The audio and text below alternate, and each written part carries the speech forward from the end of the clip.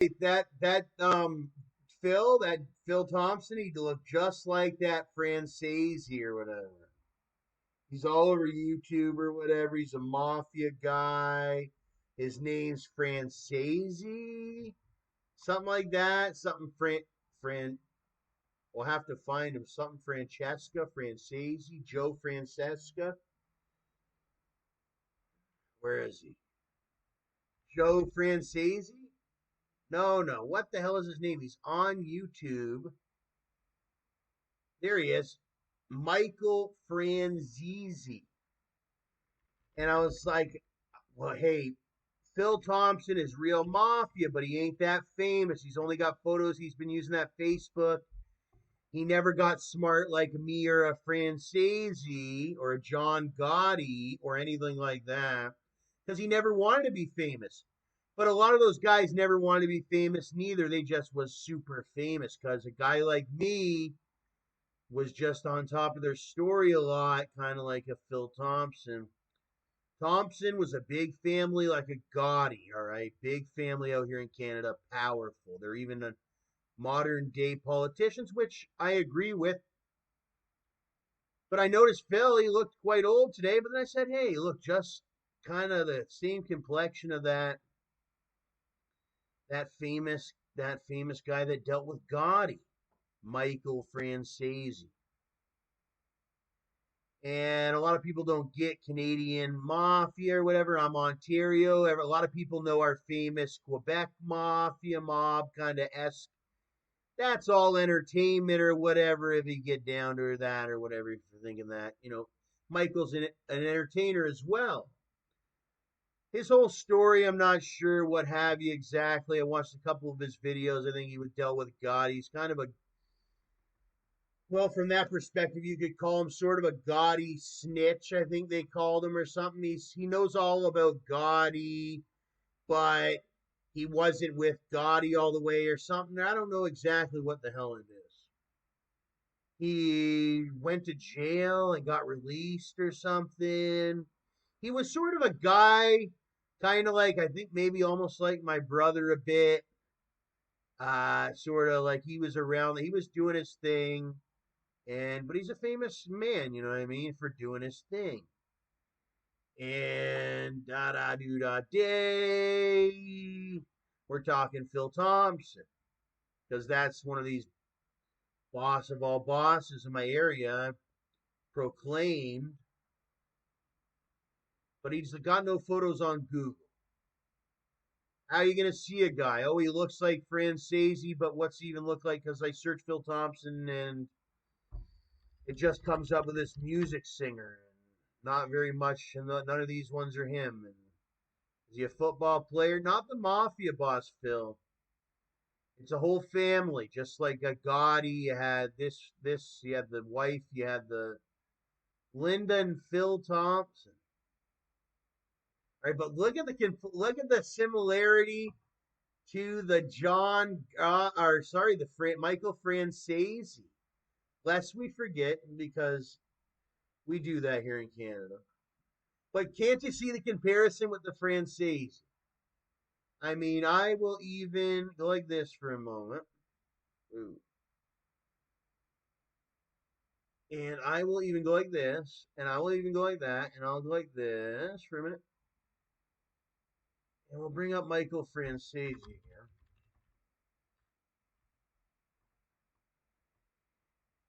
Yeah, that's how he's looking like a Francesi because he looked a lot different before. Like I said, let me bring up the one they might have removed it. Oh my God, where is it? They removed it. I had a picture of him when he looked like a super duper mob boss in bed with a Cuban link chain on. They removed it and I have that on video. Oh my goodness. And oh my goodness. Wow. It was just up on here a minute ago. There is no possible way that anybody could have removed that photo of Mr. Phil Thompson laying in bed. No, there it is. With his wife, okay? And he's got this like Italian stainless steel or platinum or whatever the hell. I would even guess it was platinum with this guy. Chain on. All right, but truth is, he's a pretty good Canadian guy. Kind of like Michael is, and all that. But I wish he had more photos because it matches his character, Mr. Phil. Yeah, and he's got this. I didn't get to really, wow, if I knew their property was this historic, I didn't. Okay, I just sort of rolled. At the time, I was looking for a rental. I rolled up and they told us the address, and or else I probably should have been filming. I mean, if I had knew what kind of guy Phil was, I don't know what it was. Maybe, like I said, Phil said I needed help. Maybe he was right. I did need a lot of help, and I wasn't like in the right mind state. But yeah, he has a historic property. He's got these vehicles on it.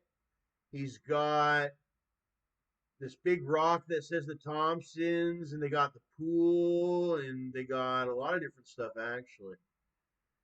They got a lot of different stuff. A big shop where they do a lot of car and auto work, which was weird though. I thought like when I was gonna rent from them, I was gonna be able to get like auto work from them.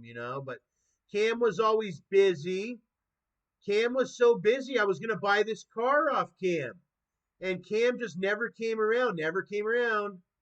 And then I just was like, okay, I'm dropping the cash on somebody else then. And that's when I bought the Cadillac, which I gave to Phil. Of course, goes to Phil. I mean, who wouldn't give Phil a Cadillac? Yeah.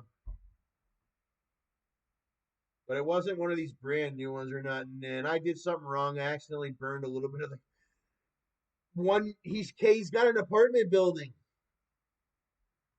and I didn't light the fire. It was an accident. And that's just all together, I wish I could have been. I mean, I thought I was pretty good, but I wasn't. I mean, I was kind of rude too at the same time. But I said he could have the Cadillac. I mean, like, I don't know what the heck. But at the same time, I'm paying $1,000 a month rent. I wasn't on my ODSP at the time. I was getting sucked dry left and right. There were people threatening me. I was like this normal guy, and I was getting sucked dry by this mafia sort of shit, in the town. It was like when I went to Boomers because that was like my fucking big dinner. Like I don't get to eat dinners at home. That was like my home dinner, and people blew it out of proportion, and those were important meals to me and all that, like when I pay money for a meal and all that. That's to get me to a certain point, and all that and whatnot and all that. And so, but that happened and whatnot. But that's good because I did notice a lot of people in Teeswater were a lot more settled than I was. I thought I was the man when I went to Teeswater with my new e-bike and all that. But folks over there, they got all types of vehicles. But I'm not that old, so I got a lot of learning to do. And yeah, there's a lot of vehicles out there, big to small, different vehicles. And I don't want to get run over on my scooter. But I agreed I needed a lot of learning to do, and that's why I agreed to go to jail for 6 months. They said, Thomas, you pepper sprayed Phil. Phil, okay? And, but Phil should have just stayed home being Phil, okay? But because, listen, I'm just a young buck. Anyway, they sent me to jail, sent me over to the county jail, and hey, the county jail ain't no. When they say that, when you hear the county jail, you might think it's some joke, and I'll tell you, it is not a joke, that county jail. Not a joke at all. But I agreed. I basically surrendered. I was like, you know what? I do have some learning to do. How could of this situation? Well, I know I had to pepper spray Phil at the time or what have you. But there was something wrong with maybe I shouldn't have been even in the town that Phil lived in. But hey, I was so worn out from the pressure. And that was one thing I had to prove, that there was this pressure put upon me by people in the town to literally like crack my brain like a nut, where I wasn't able to think normally, like, hey, I need to do this, I need to do that. I started drinking because I was scared of Phil. He was a gun owner. I didn't have a big, powerful gun like him. He's right down the street. I'm hearing he's going to blow my brains out. It's like, hey, how the hell can I think? But that's one thing I learned. It's like, hey, Tom, if you don't have a firearm and shit, you're disabled. So I had to get my handicap thing and all that. And I learned all that in jail. It was like, you are not Mr. Phil Thompson.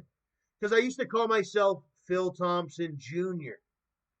But I'm an all right citizen. I'm an all right citizen. Hey, I'm pretty high up myself. I happen to be related to that guy, Phil. And if I show myself right now, you'd see it. Let me see if I can show myself real quick. Yeah, you can see it a little bit. I'm a little bit darker than Phil, but we're very relatable and what have you. And that was a funny thing. And I think we both needed a lot of learning to do. Phil didn't get to go to jail, but I did. And hey, it was a lot of learning. It was a hard time, I'll tell you.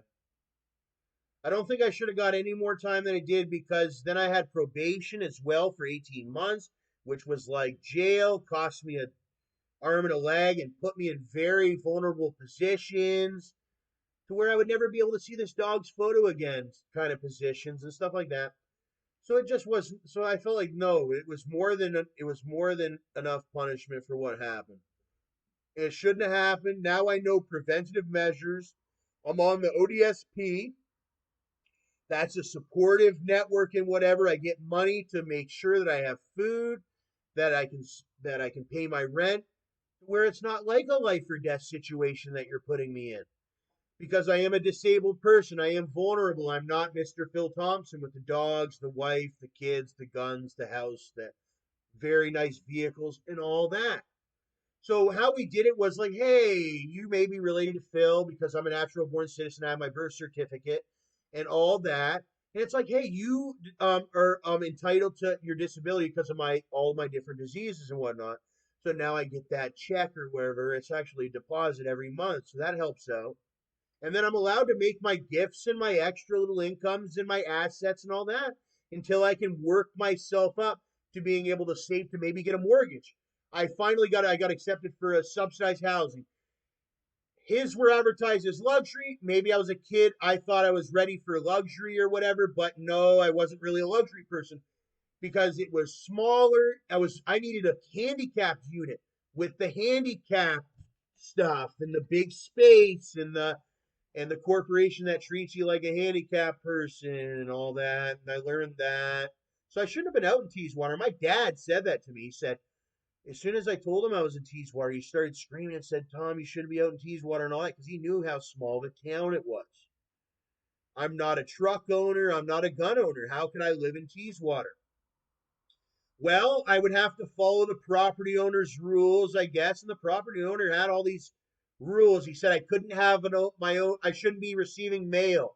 He didn't want any of his tenants, I guess, getting P.O. boxes. I set up a P.O. box in town. He he didn't formally request me, but he asked me, why are you getting a P.O. box? You don't need it or whatever.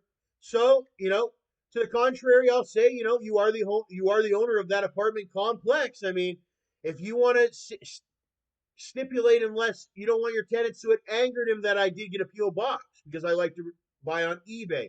But hey, if I'm a property owner, if I ever get to that point or whatever, I agree also that, yeah, that is a right that the property owner has. So that's why we did eventually. He said he didn't want to put up with it anymore. There were certain values that he had. He didn't want to get all mixed in with my business to make, it could tarnish his business. But he ended up tarnishing his business anyway because sort of he attacked me where I had to defend myself, so that tarnished his reputation to some degree. But other than that, his reputation's pretty good and all that, I'd say. I mean, they took care of me. I mean, but here's the thing. When I lived at that apartment for the month, or actually it was a couple months, 2 months or so, or three. Sweltering heat. Oh my God, there wasn't an air conditioning set up yet. They didn't get that until way beyond I had lived there. When I lived there, I put up with hell. It was like 95, 100 degrees inside the apartment. And I was paying like 900 a month and blah, blah, blah. And I was sweltering. Then at the last 5 or 6 days, I had air conditioning. Of the 3 months, I was paying that much money. And then I paid first and last on top of that. So no wonder there was a fire in the apartment. I mean, it was sweltering hot. It either started the fire with the sweltering heat, or there's an argument that I was under heat shock or whatever the hell you call that. And let's be in reality, I'm a human. I'm paying 900 a month. There was supposed to be air conditioning. It's supposed to be luxury. If we look up the definition of luxury, that is amenities that are an air conditioning. I would consider if these are advertised as luxury, you would be necessary to have air conditioning, not just the crown moldings and all that, but it was 100 and something degrees. I had it measured. And now that I have the experience that Phil and the whole law enforcement or whatever local OPP taught me, is I would have recorded a video or taken a picture of how hot it was in that apartment. Phil Thompson, how hot he used to keep it on me because I didn't have any temperature regulation. And I was paying money. It was like 100 degrees, sweltering, like sweltering. I would testify under God. To the point where, hey, who knows what the hell would happen? You're like 100, you're not even, it's like 125 degrees inside this oven of a apartment that was supposed to have air conditioning, advertised to have air conditioning. So I travel all down to this place, pay a bunch of money, and then there's no air conditioning. Da da da. It's supposed to have air conditioning, advertised as like luxury, you know. But hey, they had fast internet. But hey, how could you even enjoy the internet when it was? And they had a really nice driveway. But hey, it's gotten way better over there now. And yeah, they even went over to Panama and did this building and all this or what have you. And they have that dog I like and whatnot. And I shouldn't be looking at their photos too much. He's got a Honda Goldwing. So that's really cool. He's got a couple photos. And Cam, you know, he works his ass off, I'd say. And Andrew, he sort of just, I'd seen him as a quiet, sort of a quieter, sweeter boy. He wasn't as outspoken as Cam, but I think Andrew reminds me a lot of his father, Phil. Cam's tall, like is big, taller than his father, Phil. He took on the height for sure and grew out of it.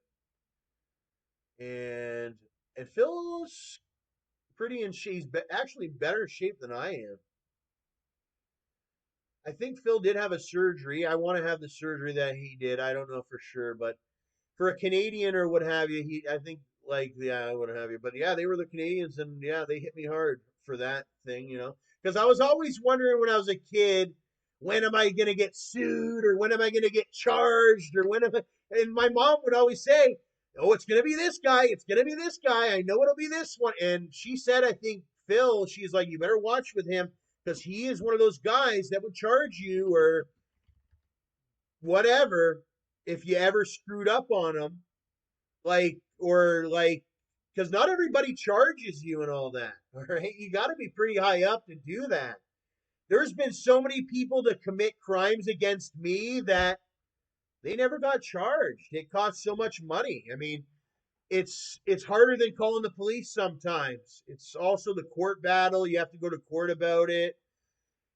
Some people just don't even pick up the phone to call. They just don't pick up the phone to call. And that this was so many years ago, close to 10 years ago now, over 6 years ago, factually, is that what is it called? Yeah, my mom said, and that was the guy to teach me a good lesson. But he didn't do it alone.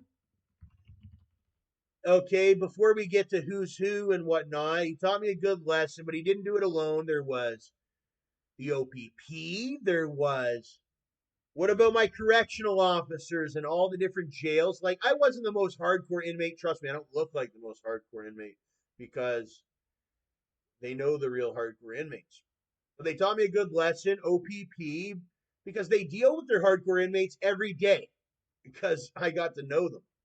And the tattoos will fool you because they know the personality and they know it's all about your demeanor, your action, what you're doing day to day. And they're inmates, they know what the hell they're doing day to day, and they are not doing good stuff. So, you know what I mean? Like I'm sitting here doing a video, I'm trying to make amends and all that, and yada yada. I say some pretty, I try to say everything in a positive fashion where we've all made actually some really great. It all came out like it all came out actually very positively. Phil's got things new. I got things new. I lost a lot of things, but I am make a lot of sorry. I've made a lot of replacements. Phil's made a lot of replacements, a lot of repairs. I've seen a lot of adjustments. They look happy. The Cam's wife or fiance or girlfriend looks happy. You know, Cam looks happy.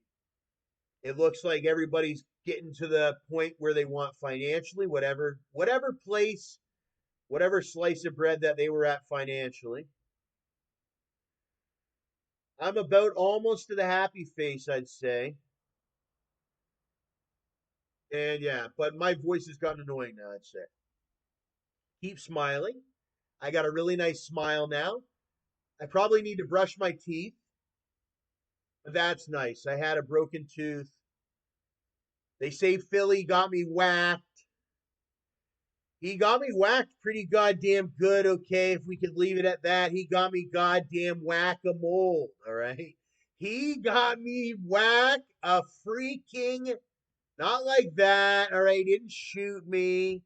I guess he could have, but I pepper sprayed him. But here's the thing.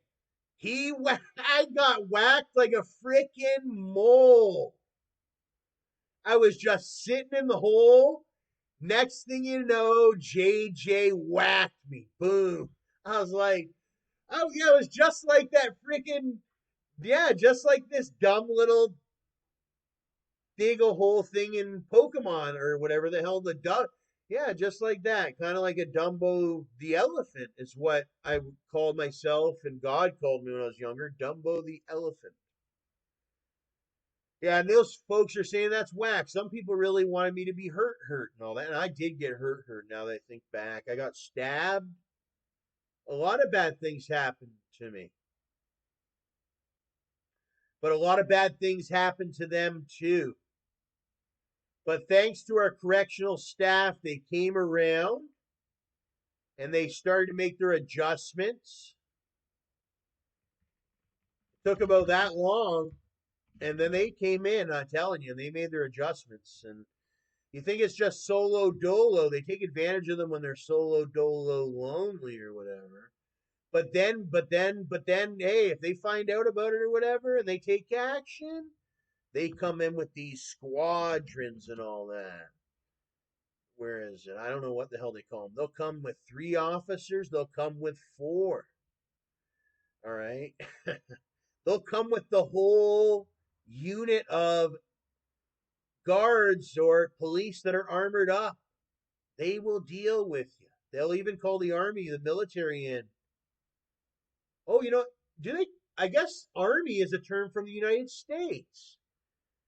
Military is what it's called. I don't. Do they? No, I don't. Well, no, no. Sorry, army is a position in the military. I know that, but no, I think we do have an army position in the Canadian military as well.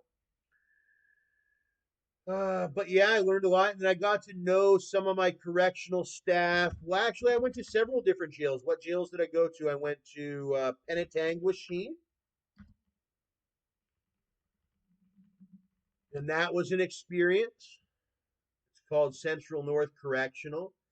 Turned out I have family members that worked as correctional staff, and hey, they had no. In the beginning, they were pretty mean to me, and then they realized what was going on and all that. But I was relatively nice, and I would always say thank you, sir, because it was usually the sirs and whatever, the correctional staff guys. But some of the inmates, like I said, I was pretty well behaved. Some of the inmates like would say like they would just grab the food and Some would hit the food off. I don't know what the how the heck. I don't know. Okay, but there was all different issues. But I would just say thank you, sir, because I felt like I deserved to learn a lesson at the time. For sure, I had never been to a facility like this Penetangwishing Central North Correctional Center. I've been there several times, more than several times. I have been there for my sentence when I originally got arrested. I've been transferred there. I went there to pick up my belongings two times. Oh my god. No, yeah, no. No, not two times. I went there to pick up my belongings one time, and then I got released from there after my sentence got released from there. Then I got released from there when I went on bail on course. Then I went, oh my God, it's unbelievable. Then I was in this Maplehurst, and my brother was famous for this Maplehurst. When I was a kid, I would be at school and I would hear about my brother screwing up and going to Maplehurst. And he was one of those guys who was famous, big into making the Maplehurst famous. Because in the streets or whatever, Maplehurst is famous in Canada. Like everybody knows about it. Even the kids, like, oh, Maplehurst, so and so, I was in Maplehurst, da da da da da. You hear about it from the very get go. Maplehurst. Anyway, I did because my brother was hanging around all different cats from Cambridge to Guelph to here to there, and that's Maplehurst, and we wasn't the richest families, and how you seen it was every guy sort of ended up in the hearse. It's like we was fucking broke or something. Like we had money, but we didn't own the big mansion at the top of the hill. Was their perspective, but my dad owned property and all that, so I learned a lot from other people's perspectives. But that is their perspective, that whole Maplehurst down home perspective. But then the COs, they know the down home perspective and the outside perspective too. But it's a famous, very famous jail, and I've been to it several times. And it is horrible. I went to this one range.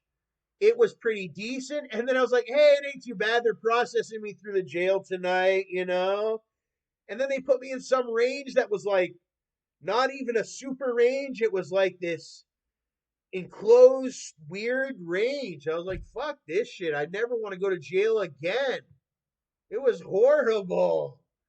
I was like, whatever. If you want to throw me in jail and give me some free food, because the food wasn't too bad or whatever.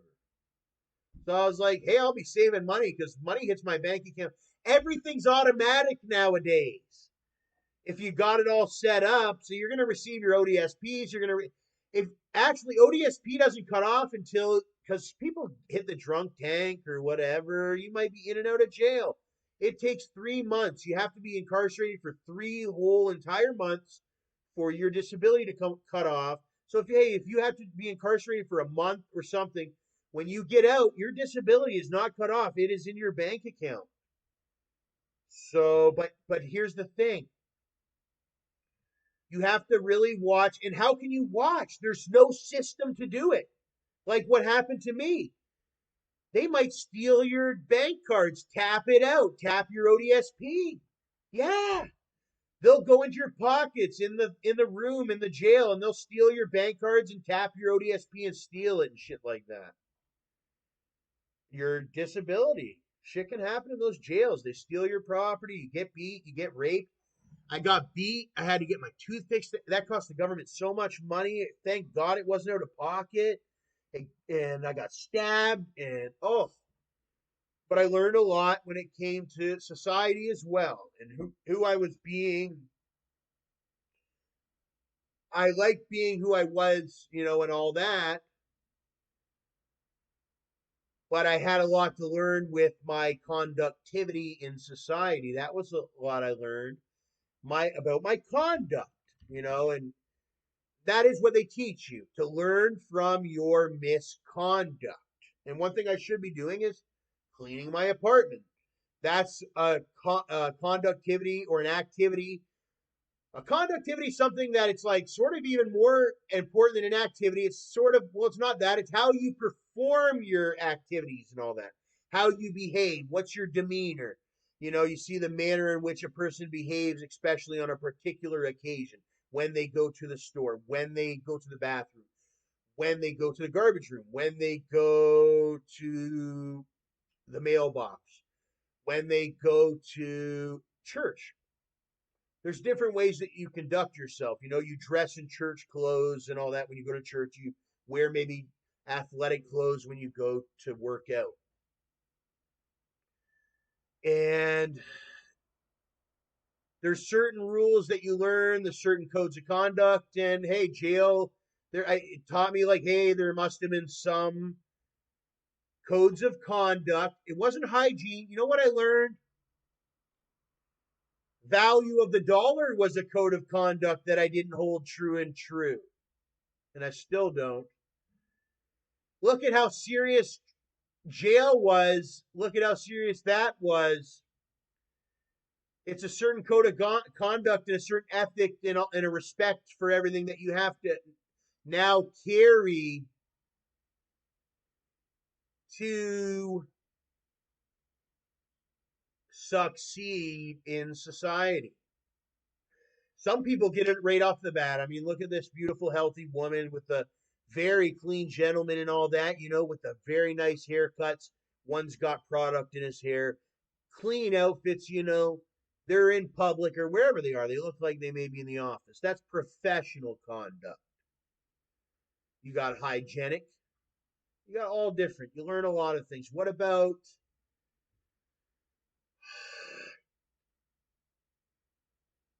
there's all different ones. Say you're an employer, you weren't being as fair to employees as you used to. But at the same time, how about my conduct when I was supposed to be running for my life? See, knowing from his reputation that he's a mob boss, Phil, and all that, I should have ran for my life when I heard that he was going to start to kill me. And I should have grabbed Jesus's hand and we should have, I don't know how I would have did it, but escaped and found somewhere because that's the story that Phil created for me almost. And then then I went to jail and they saved me. So I had to start running for my life and then the police saved me. So they're a great system. And I didn't die. And like I said, I'm doing better today. Phil's doing better today. Okay. Thanks to our police services. So thank you to the police services all around the world. You helped me before in my life. Same with the hospitals and the ambulances, the EMTs. I had some experience with them too. It wasn't all legal stuff. I had a lot of health issues too. It goes hand in hand. Anyways, I've gotten all sorted out. I have my new apartment and I've been here for years and everything's going pretty good. And I don't have any money saved or nothing really, but I got a new e-scooter. I'm able to commute around my small city and all that if I need to. So that's great. That's one accomplishment. Even though I had an e-bike before, but I got a new e-bike now. It's been so many years. It's been 7 years since I got to go to jail. Okay, but it's not somewhere I ever want to go again. And I never went to jail before because I was always very smart. But it goes back to my brother and all that about some of his politics. Now my brother ain't all the way bad either, and I ain't all the way good. I don't say neither, and nobody is. But I don't know. But I am a free citizen. I'm doing all right, and thanks to all the services, the correctional services. I'd say that was a pretty nice correctional service and all that. You got different higher ups in the police, and hey, security beat me pretty good one time, but the police never beat me. and yeah, the men and the women, and Palo Alto community service officer, and even big shout out to even my friend. I call her Judith, even though technically she did try to kill me. I liked Judith. I liked her personality. I liked her politics. I liked that she was a police officer. I liked that she was a probation officer. I liked all those things. Even at the lowest point a human could be without dying, being in jail or prison, or I wasn't in prison, but I did go to jail. And then having to deal with the probation. So, hey, she's a beautiful woman. She didn't have to deal with Thomas. It was all mandatory under the government's mandate that she was my officer. I don't know how she ended up being that officer, but I remember when I learned, okay, I was on probation. I knew I was going to be on probation. And then I got the address, and then when I called in, it was like, who's going to be your probation officer? And then I was assuming it was going to be a man or what have you. And then they said Judith Esposito, and I was like, what the heck? And I was like, because I don't have much experience with women, talking to any women, and except my mom. But me and my mom have had our times too. I've never had a girlfriend or anything, so I never got into any intimate conversations with a woman before. Oh, and I never had glasses before, so I'm legally blind. And I determined that in the jail I got beat up, and I was like, because I didn't see, and I realized, oh my God, your vision is very bad. And I got glasses, so there's a lot of things that I ended up getting. But yeah, Judith, she dealt with me for 18 months, even though I'm not a bad character. We had our meetings. I mean, but my teeth were not fixed. I look a lot better now. I wish I had my new glasses on. My teeth are fixed now. Back then, I had a slight break in my tooth. It looked horrible for certain people, especially women. So that put me at a huge risk. They threw me in with a woman probation officer when I had a dental issue, and that could have got me killed. And she tried to, and that's the sick thing of it. So that's what they say. So try not to get any dental problems. Like try to get it fixed right away because people will like totally freaking judge you on it. But now they're bright white as ever and all that. They even look better than they used to. But yeah, she taught me about that whole thing and all that and all that. Yeah, you deal with the police, and when they show up, it's for a reason and whatnot. And all that. Generally, I guess. But sometimes it's not for any real valid reason. They've showed up on me a couple times, and it is not for any valid reason. No valid reason at all. So that can happen too. People can lie on you and say you committed a crime when you didn't. But how can you afford to keep up with lies? Like that becomes a fraud. Like if it's gotten to the point you've already went to court about it several times or what have you, or you can't just keep charging people just because there's a group or a specific person that's lying and saying they did something when they really didn't do anything. That just is exhaustion of finances, and no wonder we have such a horrible economy because it's like you're just causing problems. Some people, not this guy, but some are for this guy too. I mean, this guy looks like he's getting ready to work. So I just stay out of the way. And I've been good like that, staying out of the way. So I learned to stay out of the way. I used to, because when I was a child, they're cool. It's the police. They're very flashy. You want to so I didn't know what to think. I was attracted, and then they pushed me back. And then I had a small relationship with the police. There's even a police officer out in Toronto, all types of ones. They hand out bottles of water and talk to people and all types of stuff. Yeah, I never had any issues with the police. I mean, especially female police. I love the female police. Where are we here? And it's like, yeah. And yeah, I sat down. Here's the Thunder Bay Police. And the way he's looking, okay, I do not want that life. I worked my way up as this YouTuber kid from the time I was 18. Believe it or not, I'm 28 years old now. I've been this entertainment guy for 10 years. People know me. Hey, people joke and say they don't know me, but I have a big international audience for a lot of different things. And I've been through experiences. And this is not one officer that Tom wants to see because I've been through it. And do you think any person other than the other officer here would want to be sitting in this chair if you were in trouble? Nope. Because you probably don't gonna have nothing for a really long time. Or unless you stay calm, you follow the officer's directions, and you basically just follow through all the way through. And then maybe you might end up with something nice in the end for yourself when you finally get on your feet again.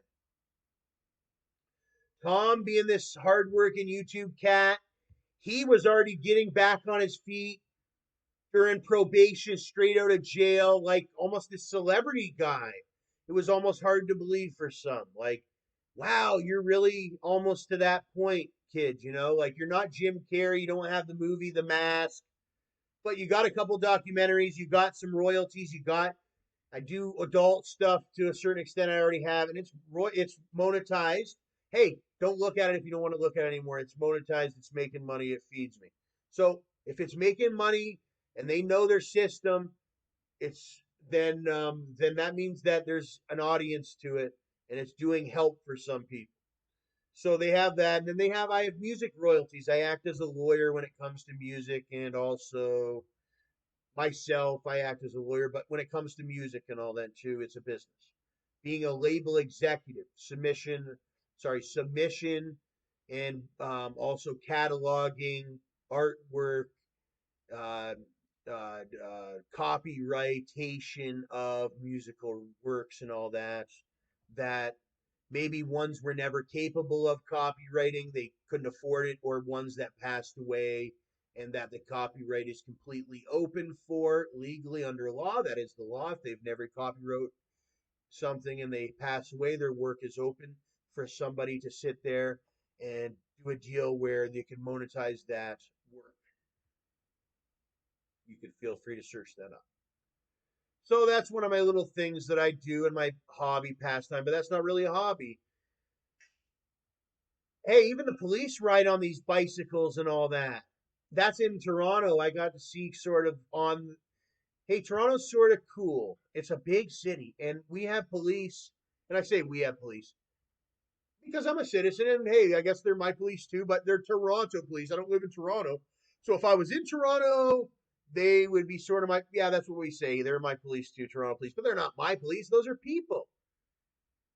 And they ride their bicycles and all that. And I don't know what to say. And well, look at this cop over here. He's protecting everybody. He's making sure everybody's safe.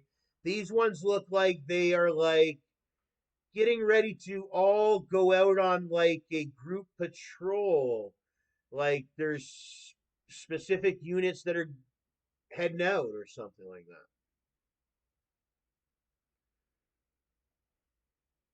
that. Yeah, and then it's at the same time, then it becomes police business. And that is the law.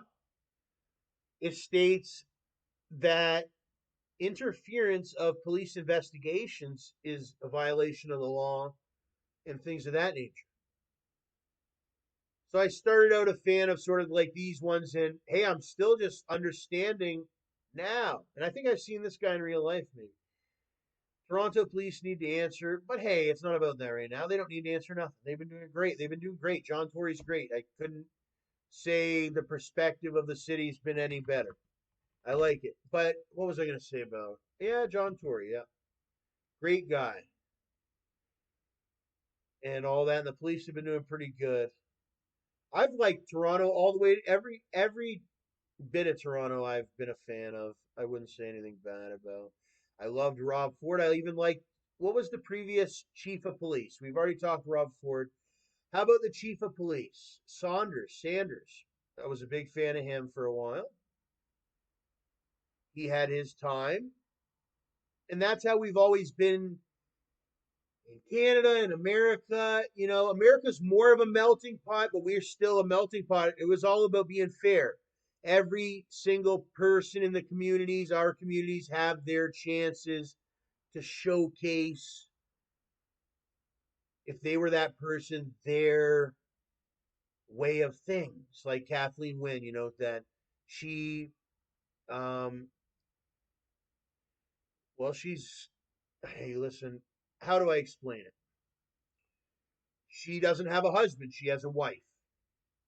And that was something different, but that was one of her things that she spread for those people all around our nation that may have a different life sort of choice than other ones. And hey, she's Kathleen Wynne and she's high up in politics and she's got a lot of good things that go with that character. And it represents a lot of other characters, maybe that are a part of her family, but maybe that she's also just representing because they live in her designated area that she knows and loves and talks about and represents. And that's what these politicians and whatnot, leaders and whatnot, do. But there's other terms for people, you know, that represent sort of us politically and legally and all that. Politically, legally is a little bit different because even though politically it's one thing, you don't have to agree with Kathleen because at the same time that I agree with her in the fact that she has certain personal choices, I don't agree with some of her personal choices. See, I'm a man. I would have a woman as a wife as my preference. So, but she already knew that about Thomas, you know, and I had already learned that about Kathleen, sort of thing. So that's Kathleen Wynne and everything. And I haven't looked too much into her, but that's where I'm at with her. You know, I read her MP thing. There's a listing, found her listing of MP. She was on there. She's ranked because she's one of our most recent MPs, or sorry, premiers, and an MP. It's MP's like a qualifying factor, and you're sort of some representative for your not just your local area, but your region and all that. And then premier was when she was elected all the way. It's sort of, well, it's a premier, but that's sort of very similar to what a senator is in the United States, if you understand what a senator is. She was basically the state senator, or sorry, the governor, not the senator. And why did I do this? Not the senator. She was just like the governor. And actually, they used to say that in the United Kingdom. There's a term, something about the governor mate, or something about I owe the governor or something. I don't know. But it's a similar position here in Canada. Well, now it's Doug Ford. He is our premier, which is, you know, it's the state governor basically, and provincial governor. You know, it's a province, but it's actually just like a state. It's just larger and it's a little bit different, you know, because we call our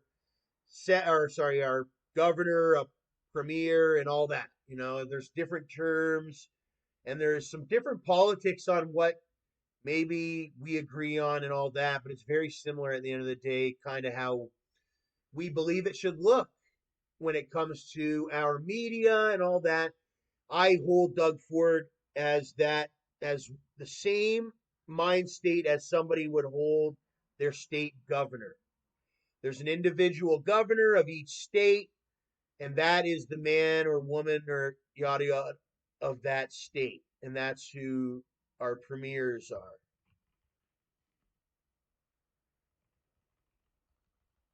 And then MP is much like a senator almost.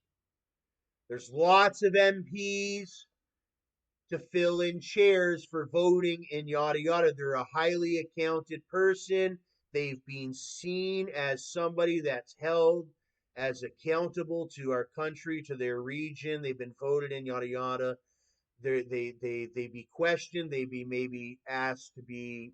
There's all different things. Okay, they have their certain privileges, but it's not just about privileges. It comes down to their opinions and all that too, and their votings and all that on certain things. Yada yada. They do all different things, much like a senator is. So that's what those MPs are. It's much like a senator, I believe. I'm Canadian natural born, but I got the chance to go down to the United States and learn theirs. I know both. So now my job is to teach you sort of both sides to understand Canada. If you don't understand Canada, because believe it or not, there's a lot of people in the United States that don't understand Canada, like I just explained. How Doug Ford is our premier, which is the same thing as a governor and stuff like that. So that's the kind of stuff I'm doing right now is sort of, but then you could go over a board and all that. But I haven't watched much of our premier. He's done his job. He just got reelected and hey, they're going to increase disability by a certain percentile and oh, they're doing a really good job. Sort of like I will note, kind of like in the United States, they had a lot of those. Well, they still do a lot of affordable housing. Well, that's what they're calling it, affordable housing, and they have called it that. So he's done a really good job as a premier with his promotion of affordable housing and stuff, better than any premier's done in my entire life. And a lot of our entire lives, we're talking 30, 40 years, we're talking big time here. He's promoting kind of like Americans would see that they know Section 8 housing projects, housing projects and all that. That is what they call them in the United States, sort of. It's sort of community housing. We're getting more and more really nice community housing buildings and all that. The United States built theirs a lot, and they're building more. And they're their own thing. But finally, in Canada, look at me. I have my own unit, thanks to the efforts and all that of all these. It's not just the premier. The premier represents, well, they did the COVID thing. That was great. It was all a great representation. It got a lot of mixing going on where even I got a unit and I'm holding on to my unit. And that is how it is. It's like once you get your unit, you got to really take care of it and hold on to it. That's how it is in the US. Like in New York, when they finally get their affordable housing unit, that's their unit in the building and da da da. And they see this one. This one's kind of a lot like where I live, sort of. But my building's a little bit bigger, smaller. I mean, but there is a building across the street that's kind of like that one. But that's kind of like how my people look a little bit. And actually, my area has its specific look to it. So it's funny that I got put in this building with a bunch of people that are just like me. So it's a weird vibe, everybody. But that's how they do it. They must do their research, and they really placed me in a good place. And I didn't know, but once they get you in a place, or the corporation does, even though it's not government of Canada, the government of Canada finds out about it, and they say, "Awesome, Thomas finally got his subsidized unit in this corporation, and everything's all the way government to the T." And the corporation talks to the government. The government is happy that Thomas finally has his own apartment instead of having to be homeless when I'm supposed to have an apartment, and all that kind of stuff.